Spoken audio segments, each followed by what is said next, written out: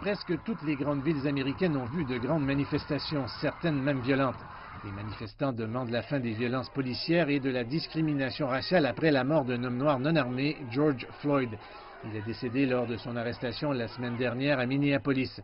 Une vidéo captée par un téléphone portable montre un officier blanc agenouillé sur le cou de l'homme de 48 ans.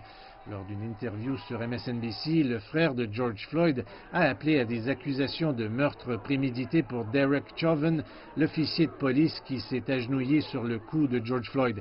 Chauvin a été inculpé la semaine dernière d'un chef d'accusation d'homicide involontaire et d'un chef de négligence ayant causé la mort.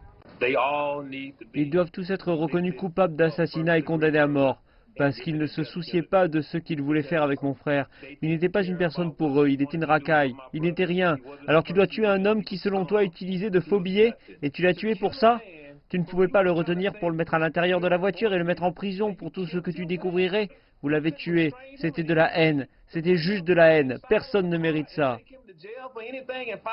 Le président américain Donald Trump a déclaré plus tôt qu'il avait parlé avec la famille de George Floyd et avait exprimé ses condoléances. Mais selon Philonise Floyd, le président Trump a continué à le confronter pendant leur conversation et ne lui a pas donné l'occasion de parler. C'était tellement rapide, il ne m'a même pas donné l'occasion de parler. C'était difficile. J'essayais de lui parler, mais il a juste continué à me confronter. Je ne veux pas entendre ce dont tu parles. Et je lui ai juste dit que je réclamais justice. J'ai dit que je ne pouvais pas croire qu'ils avaient commis un lynchage moderne en plein jour. Je ne peux pas le supporter. Et ça m'a fait mal. Je ne comprends tout simplement pas. Pourquoi nous devons passer par là? Pourquoi nous devons avoir toute cette douleur? J'aime mon frère. Et je ne le reverrai plus jamais. Why we gotta have all this pain, man? I love my brother. I'm never gonna see him again.